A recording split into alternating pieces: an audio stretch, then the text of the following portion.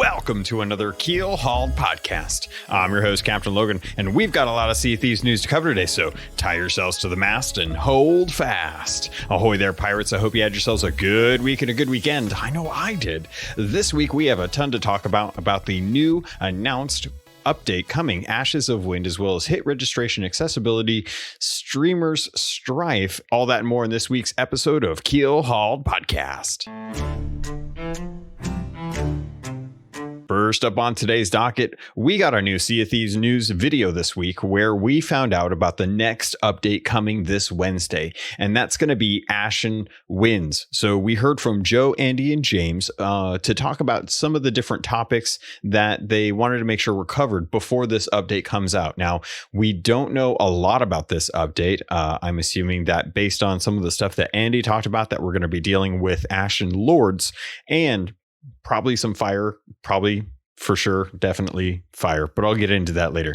The first topic was with Joe Neat coming on to talk more about hit registration. This is a topic that a lot of people have brought up in the past. That is a continuing work in progress for Rare, and Joe wanted to come out to try and address some of the concerns that they've had recently about what they're doing to try and improve that and some of the improvements that they have made. So Joe talked a lot about how they have a dedicated team working on hit registration, as well as making sure to let people know that if you were noticing hit registration issues,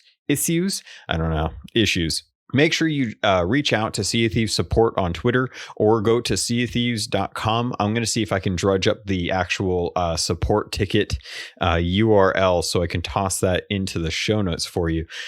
Make sure that you're going onto the forums as well, or just hit them up on Instagram or Twitter with a video or a clip. Tag them and say, hey, I shot this guy. You can see I shot this guy, but it didn't register because he should have been dead. So if you give them more evidence, they can look into it and see what's going on and see if it's something that they can fix, because that's obviously something that we want to make sure is working properly in the game. So the more examples, I should say, or experiences that you run into, obviously, I don't want anyone to have to run into this issue. But if it is something that you do run into, better that you document it and let Rare know about it, so that way they can continue to work on it. One thing that Joe did talk about that I think was very interesting was something that has been a really hot topic on the insider forums. Now, obviously, because the forums are under NDA, I can't bring any quotes out of what was said, but the end result is clear. Joe and the rest of the team at Rare believe that the ability to shoot someone through the floor or ceiling of a ship or through a wall is not an intended part of the game. He goes into talking about how this is something that a lot of skilled players will have to work around to not be able to shoot someone through a floor. This, in my mind, is something that a lot of people that know about it tend to abuse it. A lot of people that don't know about it are left questioning why they died. And obviously, if you don't understand why you died, then there's no growth that can be gained from that encounter, and that is an inhibitance to the game getting better. It is preventing people from learning from something that happens so they can get better at the game. And if you don't know what's going on or what's happening because it's an unintended, it's an uncommunicated result, then it's hard for you to be able to anticipate that when you're dealing with other people. Being able to kill someone from the top of your deck who, when they ran below and you kill them with a blunderbuss, that doesn't make sense. Now, obviously, people are going to say that it's a bullet, it should be able to go through wood, but this is a game. We're trying to build something that it makes sense for people to work out. So if you know why you died, then you're not going to have to worry about it. So they're taking this out of the game. They're fixing it. So you should be protected if you're hiding underneath a deck or if you're hiding behind a wall or a pillar or a mast. You shouldn't be able to be killed as a result.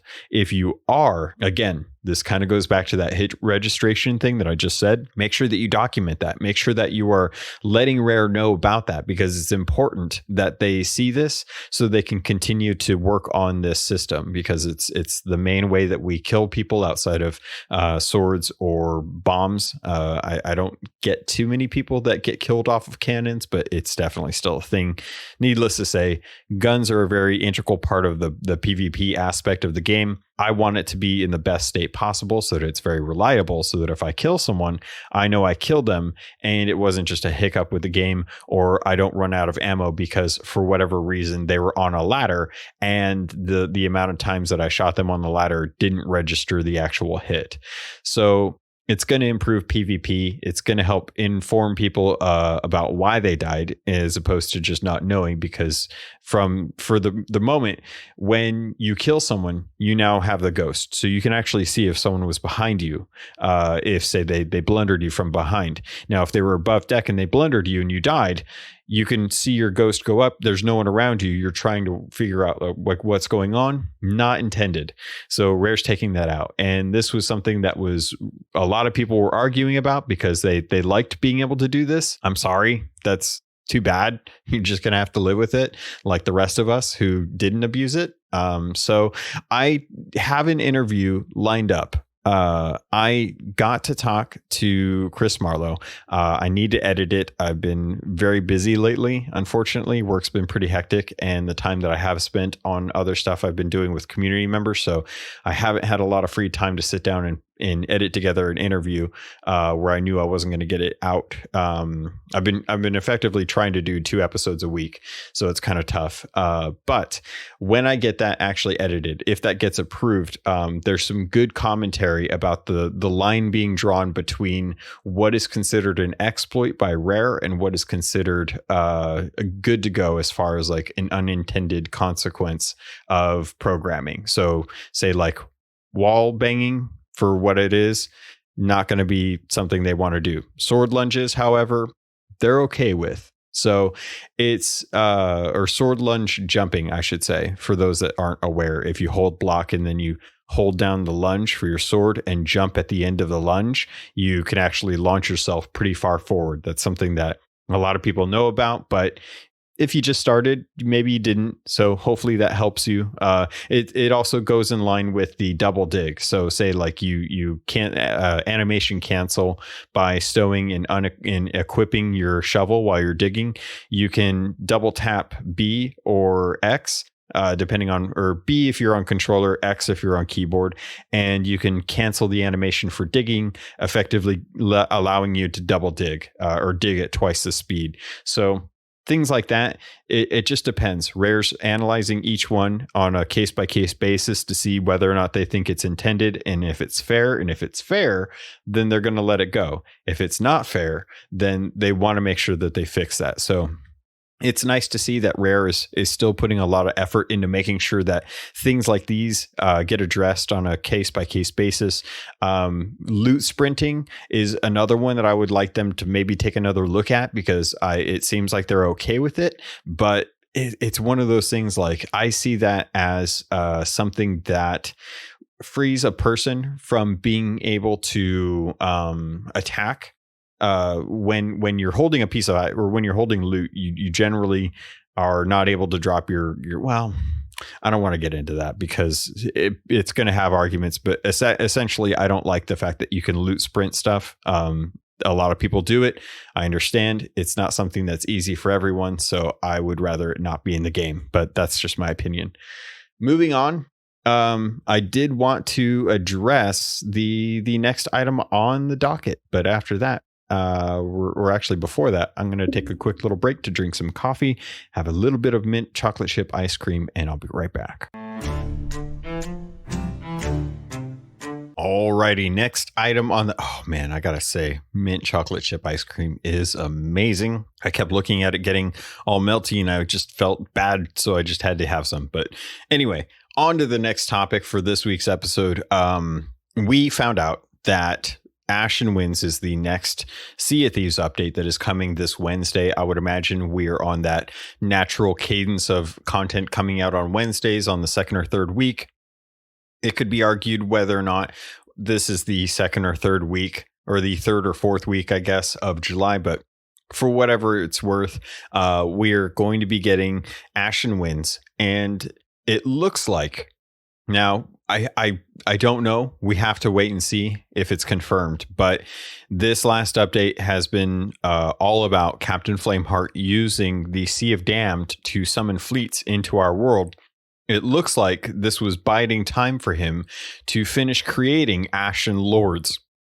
Now, this is something that we had a feeling was coming. If you've gone through the Heart of Fire, you already know the outcome. If you haven't, then I highly recommend it. And spoiler alert, if you've been listening to this and you haven't even caught the spoiler to that, but skip forward 30 seconds, because at the end of Flames, or at the end of Heart of Fire, you basically have... you get to the end and there's the chest of rage there. It's the one that belongs to Captain Pendragon and his crew, and Jim sticks his hand in it, screws something up or gets cursed or whatever. It's hard to know what's going to happen there, and he runs off. But now we have Ashen Lords getting into the game. The Curse of Flame, which I think is what it's called. I'd have to go back and double check on that. But yeah, the curse that you get at the end of that tall tale is awesome, and definitely makes me feel like we are getting a little too close, just like with the Gold Hoarder curse, to that Ashen Lord aspect that I don't know how far we want to let that kind of tease our pirates into becoming. So with Ashen Winds, I'm expecting we're going to be getting Ashen Lords. And Andy Preston went on during the Sea of Thieves news video to talk about the the Ashen Winds skull, which is quite a mouthful. So I'm just going to call it the AW skull for now, or the Ashen skull. I think Ashen skull is better. Yeah, I think Ashen skull is better.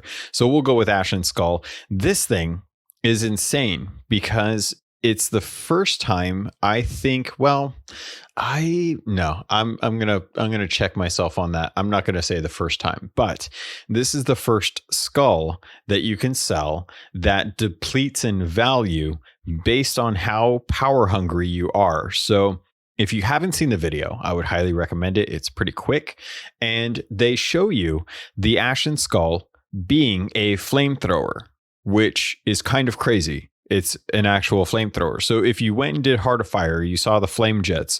This skull can mimic those flame jets, but there's fuel inside, which I don't know how that works. It's magic, so go figure. But there's magic fuel inside that determines how long it can go, or not how long it can go, but how long it can go for. So there's a duration on it, a set amount of flame that you can get from this skull. And Andy went out to talk about how you can use this for just about anything that you can do damage to. So he explained that skeletons, pirates, and ships were the three examples that they gave of things that you can damage with the Ashen skull. I would actually extend that. I'm willing to bet that this thing will work on mermaid statues, on snakes, on crooked masts. And while I can't say for sure, I will have to wait until Wednesday before I get a chance to get one of these, and I can lay purge to the island from the seas, and we can finally be rid of it. We'll nuke it with powder kegs and mega kegs, and take torches to it and scour the entire island until it's nothing but burnt rubble, and then we'll be done with it. Then we'll have a whole new island, a flatter island, an island with fewer snakes and skeletons and spawning of Captain Morrow, and I can finally go there and not have to worry about all that stuff that just continues to really annoy me every time I go there. Sorry. I should probably have some more ice cream. Hold on.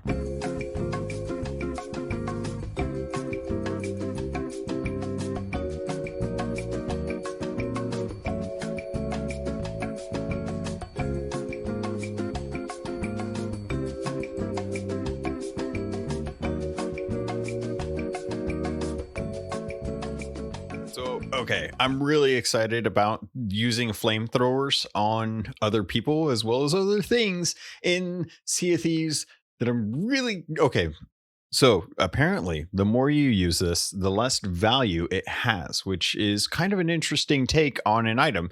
So now you have an opportunity to either earn the most for turning it in right away or having some fun with it. And I can imagine a lot of people are probably going to have fun with this right off the gate.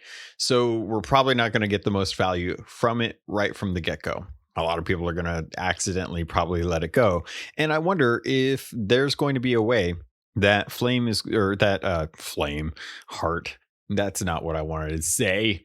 If rare is going to find a way to communicate this via like a voice line. I think it would be really nice if someone had you go out to do a quest and told you like, bring this back to me in pristine condition and I will give you a handsome reward for it. And I'm sure you'll get there and you'll bring it back and they'll look at it and hopefully they'll have a little bit of dialogue that says, "Nah, I see this is the first time you're bringing this to me. This has no magic in it. It's worthless. But I guess you still want something. So here's 10 coin for your troubles, I guess." And allow people to build up that knowledge. It's like, oh, they said something about that. I should probably pay better attention to how I treat this thing if I want to make more off of it. And kind of build in that natural, like, information, I guess. Build in that information naturally so that it's kind of learned. I don't know.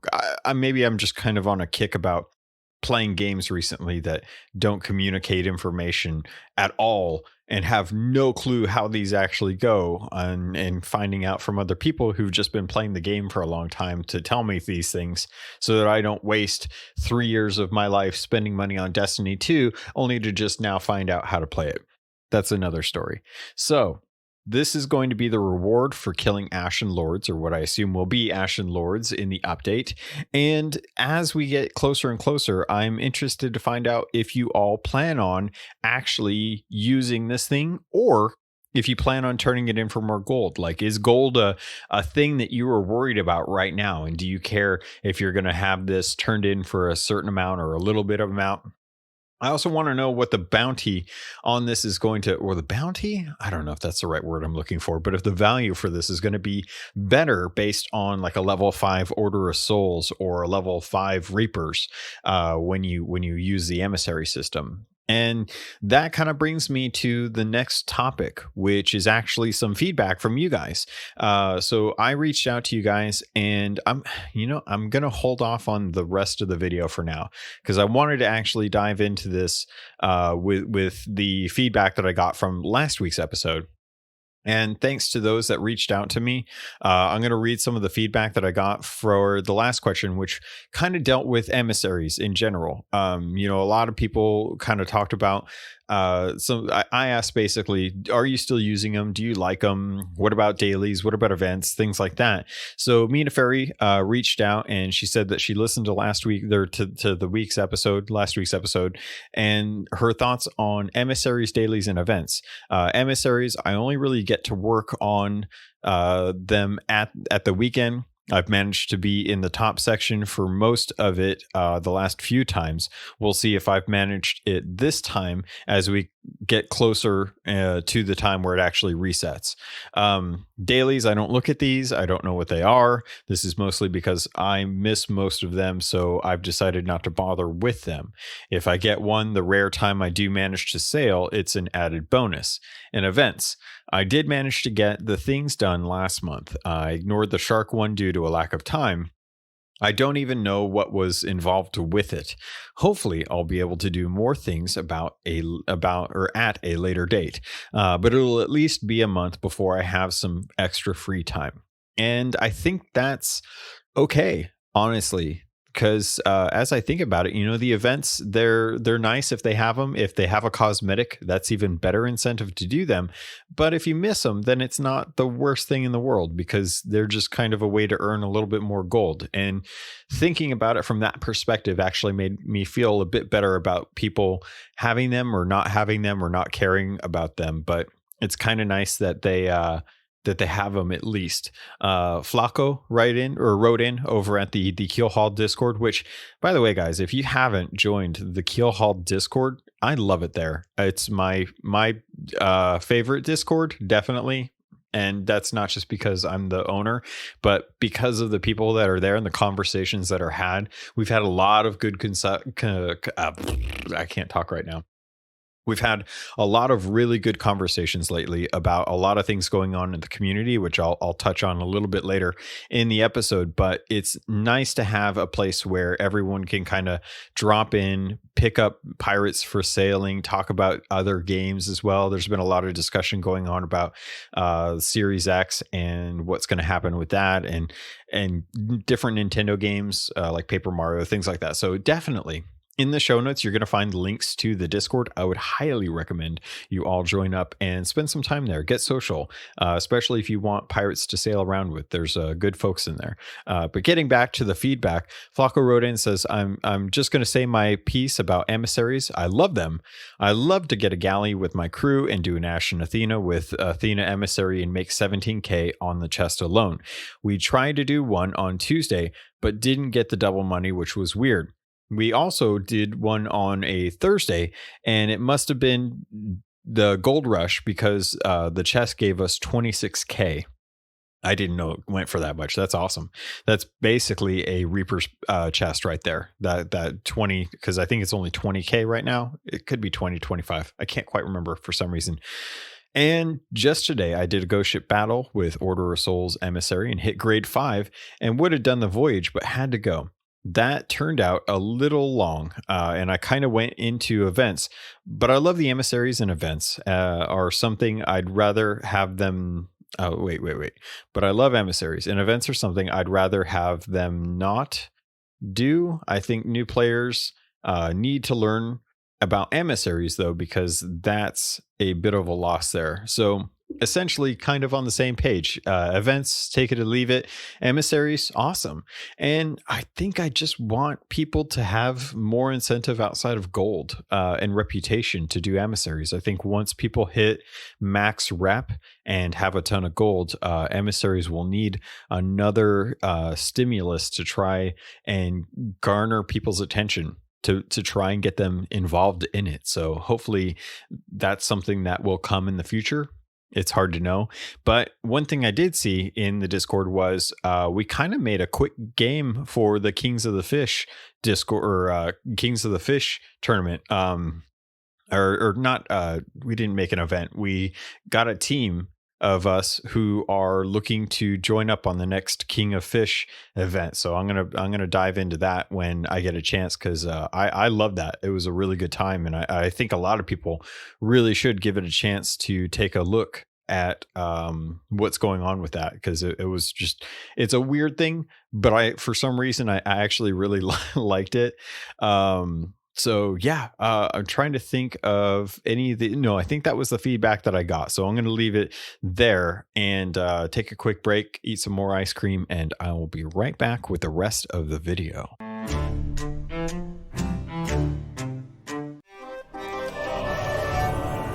Are you an avid player of the Elder Scrolls Online and looking to take your game to that next level? Well, the Red Diamond Courier podcast is here to help. I'm Bob Chichinski. And I'm Dogbark24. We are two experienced players aiming to help others learn and improve through in-game knowledge and references. From PvE to PvP. And everything in between. There's sure to be something for you in the Red Diamond Courier. We hope you check us out. Thanks! Have you ever wondered how deep the Elder Scrolls lore rabbit hole goes? Have you got a grasp of the basics and want to find out more about the universe? Written in Uncertainty is here to help you. We'll be mixing in philosophy, theology, and whatever other theory is useful with Elder Scrolls texts to untangle some of the biggest questions in the series, like what are dragon breaks, how does Chim work, where did the Dwemer go, and more. Check us out at writteninuncertainty.com or find Written in Uncertainty on any podcatcher. Thanks for listening, and catch you later in the Grey Maybe of Tamriel.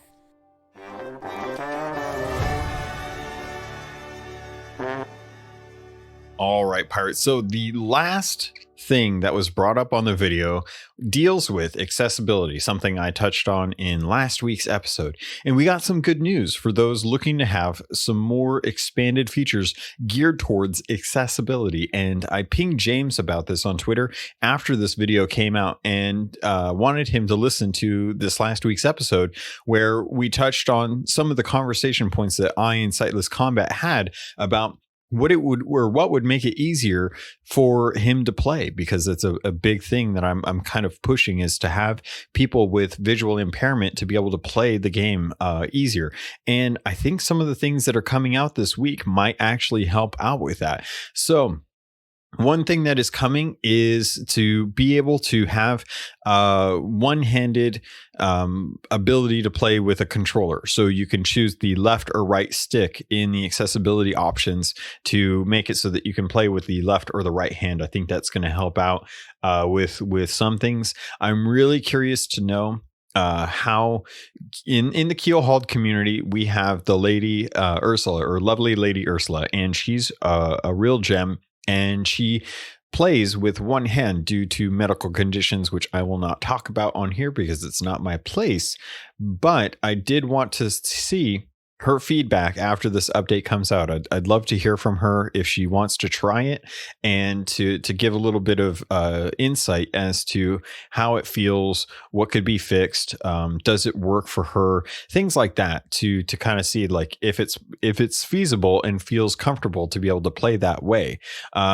So with that, they're also bringing in 2 new features to accessibility. The first one is Auto Center for camera, which, so say if you're playing on Xbox, you already kind of understand how this is, because whenever you go to adjust the sails, whether it's raising them or adjusting them, your camera, you can tilt it up, but it'll always center back on the main horizon.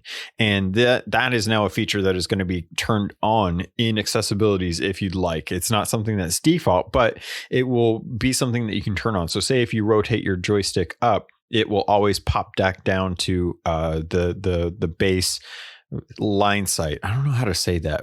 However you guys would normally say that.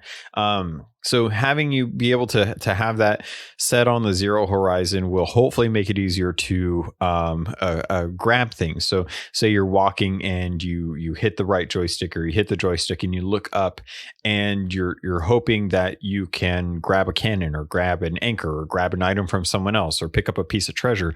Then hopefully this will allow you to do that, because your camera won't be looking up into the sky or down into the floor. It'll always be center. And the other one that's coming is auto float, which it may seem weird for you to want to put in a feature that allows you to float up if you fall into the water. But if you can only play with one hand, or you have visual impairments, or whatever multitude of reasons prevents you from making that an easy task, there's now a feature in the game that will come with this update that will float you back up to the level, or back up to the top of the water. Now, this is obviously going to be something that you can negate if you're actively swimming down into a shipwreck, I would imagine, or if you're heading down somewhere. But if you stop moving forward or backward, I would imagine that it will automatically start trying to send you back up to the top of the water. So these are just some of the things that I think are coming to help try and improve people's ability to navigate a space with limited capacity. Not in a way that I'm trying to make that. I'm not trying to say that that's a bad thing. I'm just saying that these are a thing that are going to hopefully help people where it helps. And if it doesn't, then you don't have to worry about turning it on, but at least there's an option there. And if you've listened to the podcast for a long time, you know I'm all about options. I'm all about trying to give people different things they can do to help improve the opportunity for them to play the game. Now, if it's something that punishes someone else, a little less okay with that, because it's not fair, and I'm trying to bring fairness to the situation. So the one thing that I do want to say, though, is when I was watching the video, I noticed there was a glaring spelling error in the options. It said And God, I feel really bad for whoever has to build the UI for this, because they said auto center and it said center like SENTRE, which we all know is how you say century, but not center. It's SCENTER. So I feel really bad, CENTRE. I don't know how that got past the auto check for spelling, but oh man, must be tough being British. Anyway, moving on to the kind of summation of this video. It was really nice to get this. It was a nice kind of bit of information going into the update. I'm looking forward to Ashen Winds. I'd like to see how it plays out, how it pushes the lore forward, because we really haven't had a whole lot lore-wise outside of just, I don't know, a big head in the sky telling us that they're really angry and then getting really upset when we smash their toys, and then having them retreat for, a certain amount of time and going back to our normally scheduled Krakens, Megalodons, and skeleton ship trifecta. So I hope you guys are enjoying the ghost fleets. I've really been enjoying them. I haven't really felt like playing recently though. And that's kind of because there's been some streamer strife, and I'm not trying to make light of this in any sense, but I am kind of moving on from the video right now. Again, this is a tough situation for me to dive into, because in one aspect of it, I don't really have all the information, but I am empathetic to the people involved who have been hurt by this. So if you're not aware, but you're familiar with the Twitch directory of typical Sea of Thieves streamers, you're probably aware of some of the different people that are involved with this. I'm going to refrain from bringing up names because I don't want to draw attention to this, but the information is out there. And if you know about it, then you're already in the know. And I just want to say that I feel like there were bans that went out for people who were harassing. And most of the time when a large number of people get banned, they get really upset because they don't know why they got banned. Or if they do know why they got banned, they're upset that they got caught because they were harassing, and they may not feel like they were harassing, which unfortunately is part of the problem here, is when people don't know that they're harassing someone. They don't think it's harassment. And until they kind of get it shoved in their face with a ban that they got banned for harassing people, then that's kind of the situation you run into with the streamers right now. There's been documented harassment involving one of the Twitch streamers, who's a Sea of Thieves partner, by another Sea of Thieves partner's crewmates. And they've been banned. I don't know the full extent of what was going on with that. I know what was being said by it. And I just want to say that this kind of goes back to the code, which is something that was made by the community, approved by Rare, and should be upheld. I'm not going to get into any of the stuff that deals with what Rare's response was, what they did, or how it affected people, because honestly, I just don't have the information, and it's not for me to say anything good or bad about it. I think what happened sucks, because it always does in these situations. No one ever comes out of this on the happy side, but hopefully actions will speak louder than words, and hopefully there's change in the future.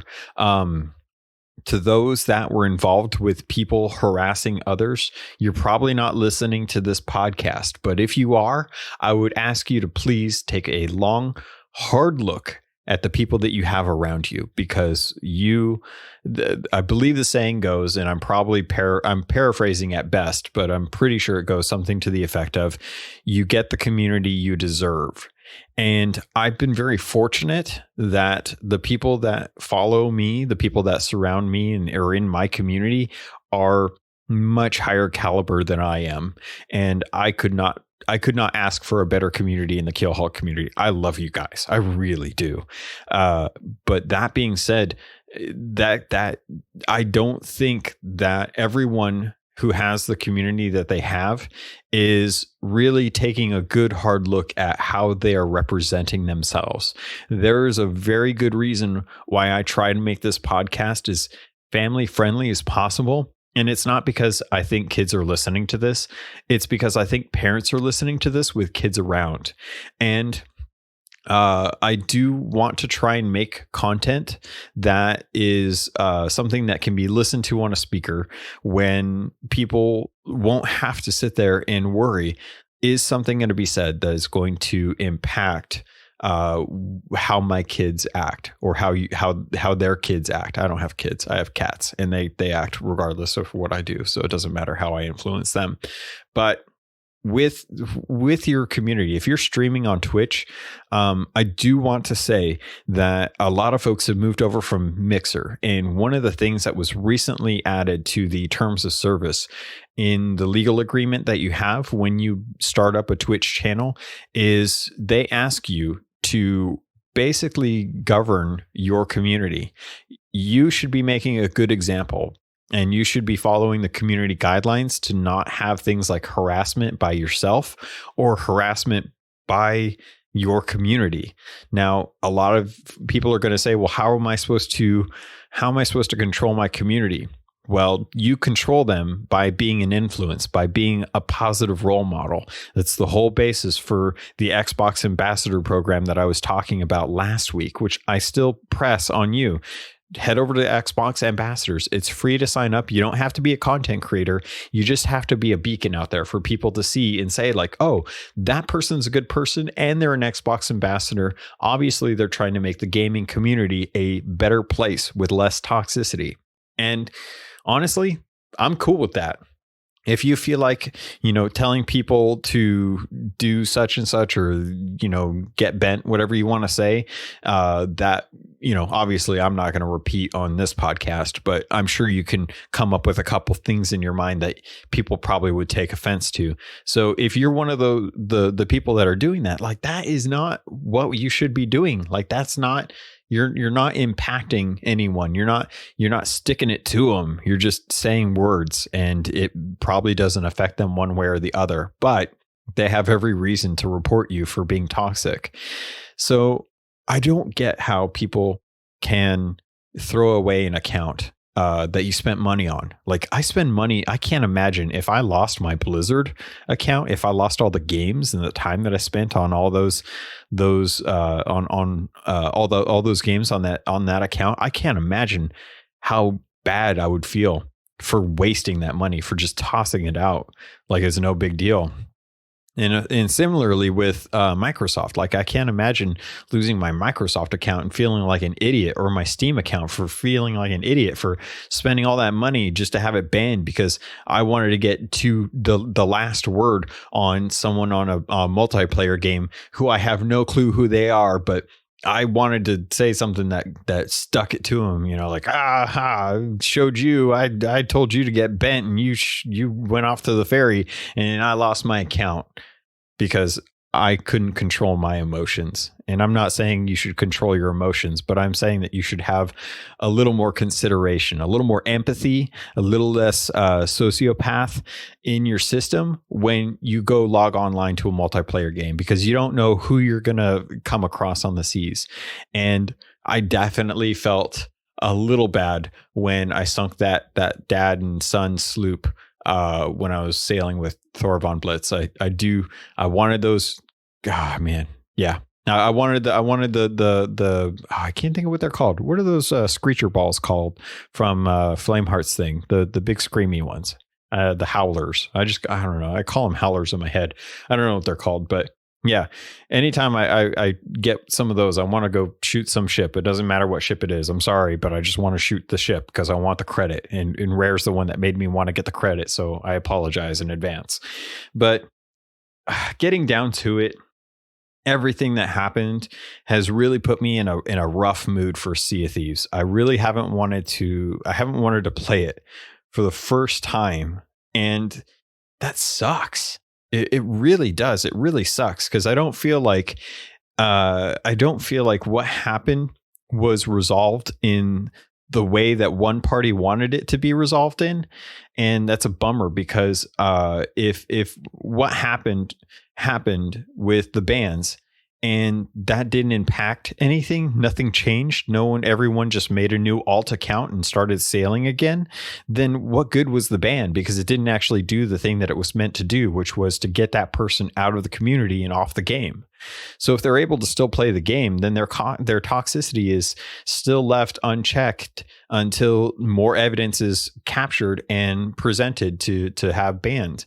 So it's left me in a place where I've been taking a huge break from Sea of Thieves. I haven't played this week, and it's the first week, even back in, what was it, 2018, when the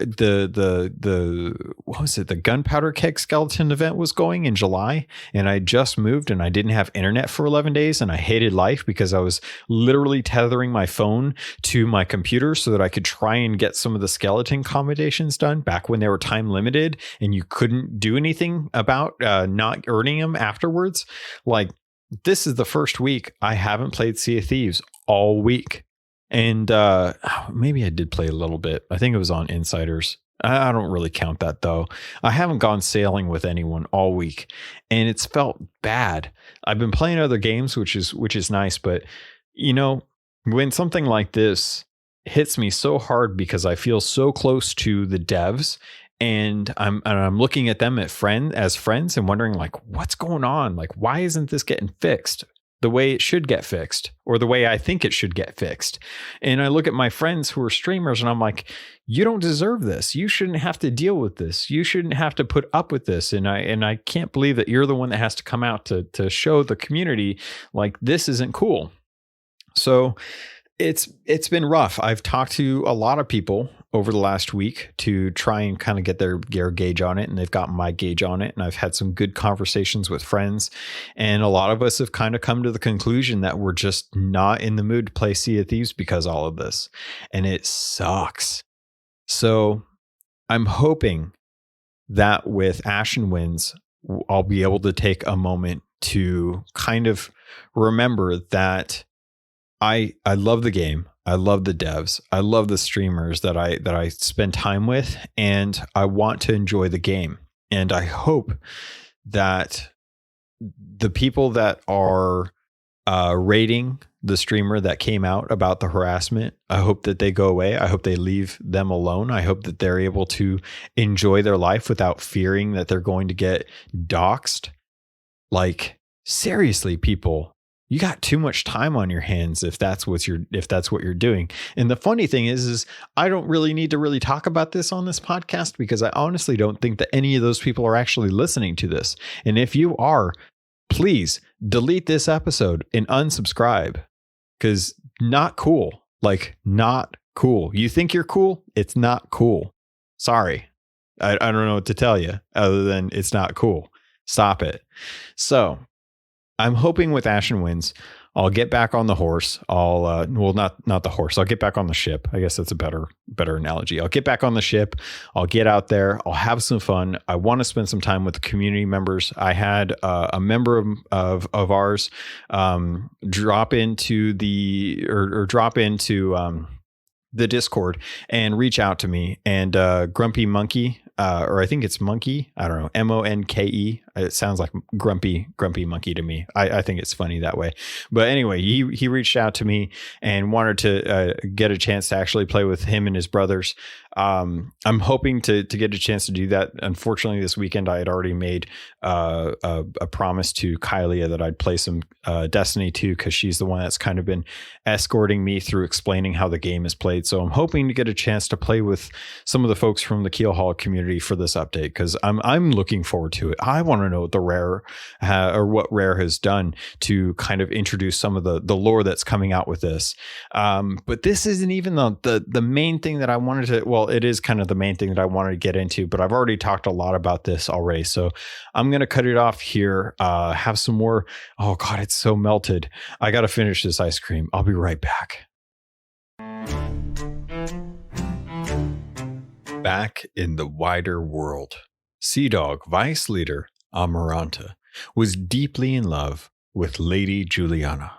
who was both beautiful and politically well connected. Though Amaranta truly loved her, there was also the benefit of having a royal in her bedchamber to consider. However, Juliana was lukewarm about the relationship at best. She accidentally found her way into the Sea of Thieves and quickly reunited with Amaranta. Lady Juliana knows nothing of pirating. So, to try and make their relationship stronger, Amaranta hires the players to train her so she can ultimately win a battle in the arena and cement their love. So if you haven't played Sea of Thieves RPG tabletop book, then you're missing out on this ebook. This is a new way to play. This is going to be a tale that you can pick up over at Mongoose Publishing whenever they decide to have it in stock, because it's an ebook and you run out of copies. So I bought this, but I haven't been able to read it. And apparently this is an arena adventure for the Sea of Thieves tabletop game. And this is the story behind it.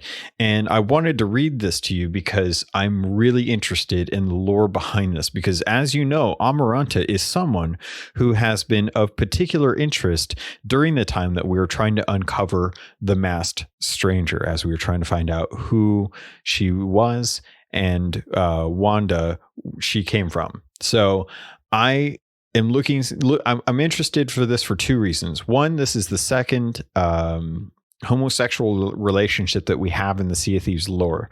The first one that we know about is Nine Cats Nura and Diving Bell, which are still two people from the Sea of Thieves book that, or Tale of Sea of Thieves, that have not been brought to the game that I really, really, really want to get into the game. So there's a question that was posed to me by one of the reviews that I got in this week. So Developed Ant 72, this is the answer to that question on what I want to see come to the Sea of Thieves the most. I want to see Diving Bell and Nine Cats Nura make it to the game eventually. I want to see them in the game. I want to be able to find out more about their lore. I want them brought into the story. So that's the first couple. This is the second couple that we have found on the seas. And bear in mind, we don't know too many couples in Sea of Thieves. We know of George and I forgot her name. Rose. It's in the title, Wild Rose, the Tall Tale. So we know of Wild Rose and George and their love story of how we reunited their spirits after freeing the charms and their souls so they could, anyway, go play that Tall Tale. It's really good. So we know that couple, and that is a male-female couple. And then we have two lesbian relationships, the Nine Cats Nura and Diving Bell, which rare, please bring to the game. I really want to meet these characters in game. And now we have Amaranta, who we suspected might have been the masked stranger for some time after she went missing during the time that the Reaper's hideout was being built.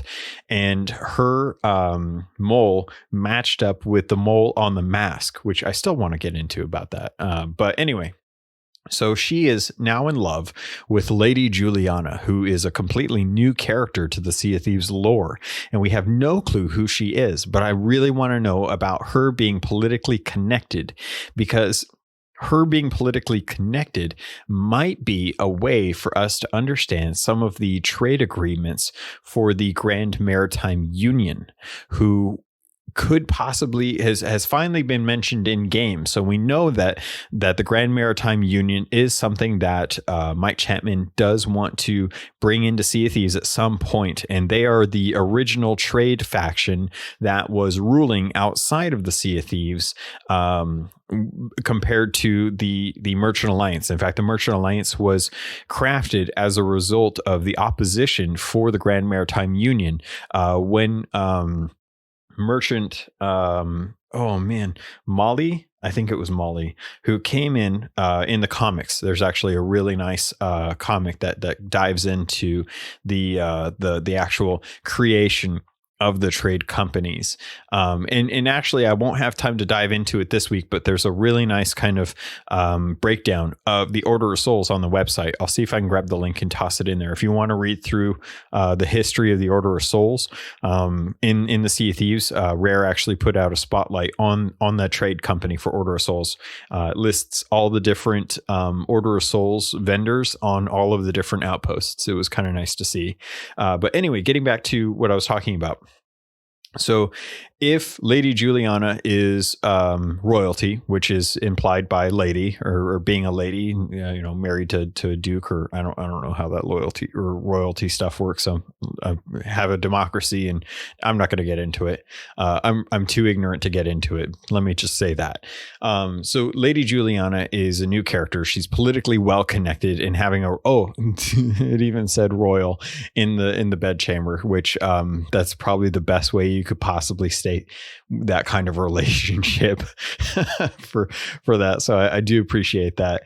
And I really want to know if this is something that we're going to see in Sea of Thieves, because I still haven't gotten a chance to play the tabletop game, because obviously with quarantine, or not quarantine, but stay at home orders for California, they're pretty strict about us going out to do stuff, to socialize with people. And honestly, I haven't thought about doing it online yet. I haven't worked that out or talked to anyone that wants to dive into it. But I do want to. And I've seen there was a stream a while back that I really should go and grab the VOD for, of a bunch of Sea of Thieves players who do tabletop gaming, and they played Sea of Thieves. Now, we already know that Freddie Prinze Jr. plays this, that he even has like a big floor mat of the map. And it was kind of funny to see him tweet about that. So I'm really interested to find out more about Juliana. The ebook is called Juliana's Heart. It's $11.99 USD, and I think pounds, but it's out of stock, which again, I don't know how hard it is to keep ebooks in stock, but whenever that's available, I'd like to actually pick that up. And there's another one too, The Hunt for the White Lady, which is a story about the shrouded ghost in Merrick, which I think was the first expansion to the Sea of Thieves RPG book or RPG game that I probably didn't talk about in the past, but that's over on Mongoose Publishing as well too. So hopefully you guys, if this is your bag and you want to dive into it, the hunting the White Lady and Juliana's Heart are both out of stock right now. I'm not sure why. Hopefully that is something that can actually be delivered to me electronically with the ones and zeros that it takes. I don't get it. But anyway, looking forward to diving into that just for the lore aspect of it, as we kind of learn a little bit more about how you're able to learn about the rules that involve fighting in the arena on a tabletop game, as well as modular damage to your ship now. So those are definitely two things that are coming to the RPG series that people, if you're interested in that, will get a kick out of. I think that's it as far as news. So I'm going to take a quick break, drink the rest of my coffee, and I think I'm going to do the reviews for this last week. So let's get into it. All right, so I make content and you guys review it, and I appreciate that, because over on iTunes, it matters whatever the rating is and how many reviews it has, because it pushes it up the directory to let people know that if you're searching for a Sea of Thieves podcast, that mine will generally pop up pretty high on the list, because well, for one, I'm the one that's actually still active, but there's a lot of content in there that comes up when you search Sea of Thieves that is so old and out of date that it properly does not reflect the game in its current state. And it's a travesty that they are still allowed to be put next to my podcast. And the only reason I say that is because of the 5-star reviews that you guys give me. So Developed Ant 72 wrote in with a review, says, "Love it. This show is your one-stop destination for all of the happenings on the sea. The host, CaptainLogun, covers everything from news to community events and can help you learn what's going on in the world of Sea of Thieves without having to completely be plugged into every social media. He's a great, reliable guy who genuinely cares about his show, his community, and the game. I love the show. Keep on doing what you're doing. Logan. Thank you very much, Develop Dan. Oh, and P.S. What is your favorite ship livery, and what is the thing you most wanting to be added to Sea of Thieves? So my favorite ship livery is a really, really tough question for me to answer because it's a little bit of everything. So I love the spinal figurehead with the Killer Instinct cannons. I really like the Cursed Sails skeleton capstan, and I really like the Pirate Legend wheel. As far as the actual liveries and sails go, that's tougher because I change it all the time. But I would have to say that the sails I generally like looking at are the gold Reaper Bones ones that were available in the Emporium. And for the livery itself, gosh, it's really hard because I like a lot of them. I will probably defer to the Rogue Sea Dog for now. I think that's just kind of like it's my OG favorite one. Like that was the one that kind of came out and everyone kind of gravitated towards that one because it was the coolest looking one compared to the Gold Hoarder. What was it? The Admiral? We had the Gold Hoarder one. We had which was gold and yellow. We had the Order of Souls, which was the Rogue Sea Dog set. And then we had the Merchant Alliance one, which I'm blanking out on for some reason. But yeah, I would probably have to say the Rogue Sea Dog liveries, but it changes all the time. And every time there's a new cosmetic that comes out, it's hard to put it up against all the other ones that I have because Rare has done such a good job of continuously upping the ante when it comes to new cosmetics. Like seriously, the Omen set for Gears of War is awesome. It's really awesome. But at the same time, compare that to the Conquer set that came out in the Emporium. Really, really good. It's really good. And as much as I hate the Splashtail set, I cannot deny it is a well-designed set. It looks really, really intricate, and I hate it because it's all Ruby Splashtail junk. Oh, anyway, moving on to the last review that I got this week. The Best Sea of Thieves podcast by Miles is online. This is the best Sea of Thieves podcast around. It's also the only Sea of Thieves podcast around, but that doesn't take away from how great this one is. The host is top notch. He's personable and genuine. Sea of Thieves isn't a game that has a ton of regular news, and due to that, this show could easily be monthly. Regardless, the host finds new and interesting topics, both community and game related, to talk about each week. 10 out of 10 would recommend. And if I can just say, Miles Online, thank you so much, because you're 100% right. I had a lot of thought going into this year when Rare had talked about cutting back on the number of videos that they were going to produce, about whether or not I was going to have to figure out if I was going to continue being weekly. And a lot of it came down to, one, the community. A lot of people out there are not getting the attention that I think they should. And I'm trying to boost their signal by giving you guys good, vetted content creators that I think are awesome, that I would love to see you guys support, because I think that they're good people. I think they're genuinely good people. And I think that they deserve the attention that they should get from you, the listener, because you're probably out there wanting to look at good or watch good streams or listen to good content or check out really good crafters or designers or anything really. And when I find that and I feel it's comfortable, if I like it, then I want to present it to you, because I feel like my tastes are pretty picky when it comes to Sea of Thieves. And I like to make sure that people are presented with really good content. So I appreciate you noticing that the community matters when it comes to this podcast. But yeah, I definitely, if not for the community, I don't think I'd be doing this as frequently, because it would be really tough to talk about the game when we're getting content updates. I mean, granted, we are getting content updates a lot, but it is a very niche game. And because of that, this podcast is pretty niche itself. And I may not have a huge viewership because it's basically it's mainly based on the game. But the people that do listen to it, you guys are the best. You guys are absolutely the best. I've been thinking a lot about the idea of how I can try and support the costs for the podcast. If you guys follow me over on Twitch, you may have noticed that I took a month off from streaming, and a lot of it was because I felt like it was tough to want to get in front of the camera, which is funny because I used to act. So it's hard to understand why I would do that, but I guess everyone needs a break.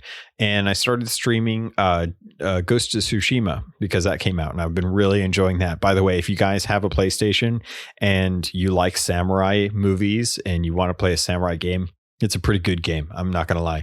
It is definitely indicative of the time that it was designed, from like 2006 to 2020. It's definitely got some of those trappings of like open world adventure game with RPG elements, but it's really good. And I would definitely agree with the IGN score. I think they gave it a 9 out of 10. So I would definitely say it's worth the $60 for me. I even booted up what is it called? PS Play, PS Remote Play. I can't remember what it's called. I don't really think about it that much. PS4 Remote Play. Yeah, I found that app and I booted it up because I wanted to play it in bed instead of having to boot up the system and all that jazz. So, but yeah, what was I going on about? I just went on this weird tangent.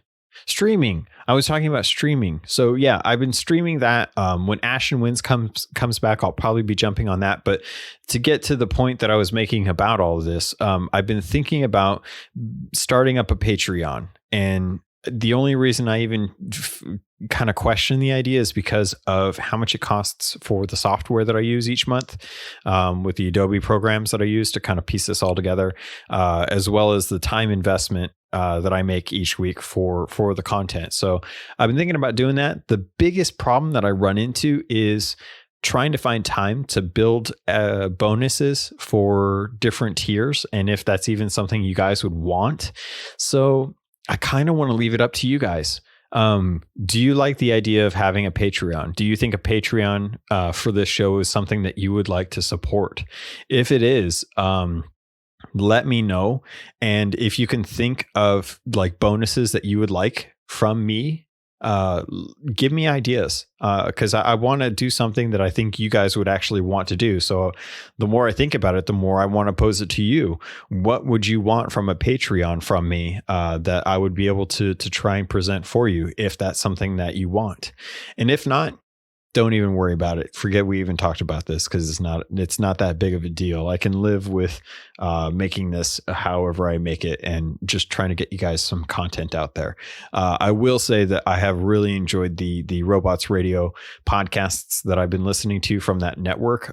Great folks over there making some really great content, and I couldn't be happier with that change to that. So I hope you guys are enjoying the podcast ads, and that you're getting some value out of those, because I do like those shows as well too. I've been listening to a bunch of them, and yeah, I think that's going to do it for this episode. I think we made an episode, guys. You helped me make a podcast. Thank you. And with that, if you want to get a hold of me, there's a lot of ways that you can do it. You can mostly reach me on Twitter at CAPT_LOGUN. That's CaptainLogun. You can always reach me on the Discord. Just head over to the show notes, grab the actual Discord link, and join up on the Keelhauled Discord. And where else? Email CAPTLOGUN@gmail.com. I had someone write in asking if I had thought about getting Pace and Kabobbles onto the actual show. I will say that back in January, I reached out formally through email to Pace. I wrote him an email basically asking if he would be nice enough to come onto the podcast to talk about tucking, back when tucking was a very interesting topic to talk about. Never heard back from him, so I'm going to assume that they don't want to be on the show. Kabobbles, I don't know, so I haven't really talked to him at all. but I'm probably going to hold off on that due to recent events with the whole streamer strife thing that I was talking about this episode. So those doors in my mind are pretty much shut. Even though one of them's a Sea of Thieves partner, I've got other Sea of Thieves partners that I can definitely bring onto the show and want to bring onto the show to talk about Sea of Thieves and present their content to you. Couple of them I need to make sure I get in touch with and talk about language, because again, kind of goes back to me wanting to be this to be a family friendly show. So I will probably have to talk to them before we actually sit down to record to make sure that's okay. With that, I think that's going to do it. I love you guys. I really appreciate that you guys can do this.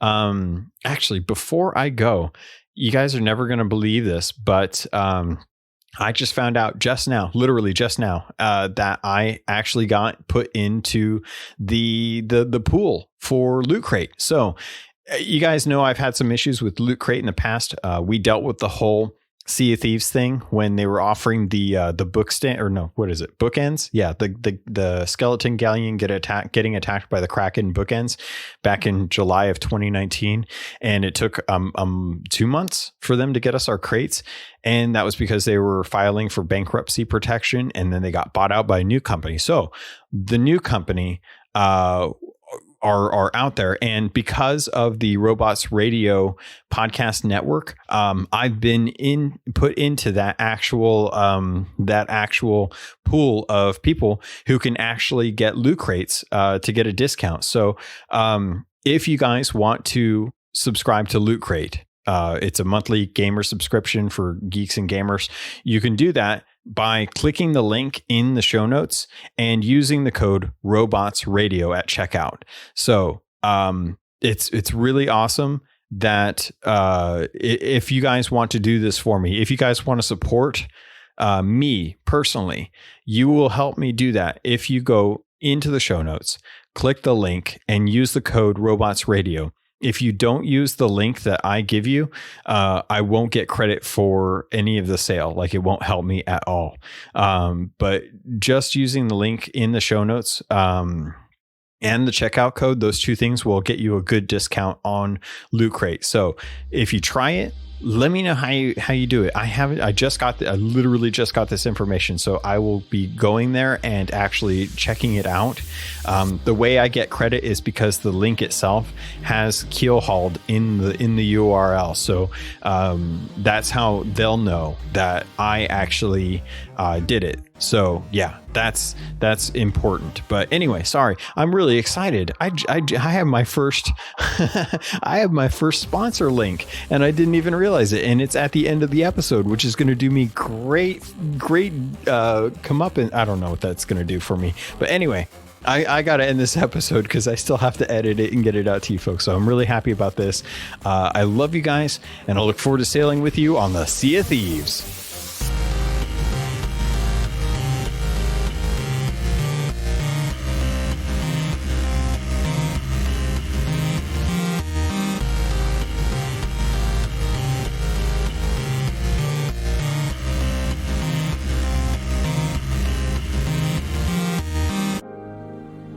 You've been listening to a Robots Radio podcast. Smart shows for interesting people. Check out all the shows at robotsradio.net.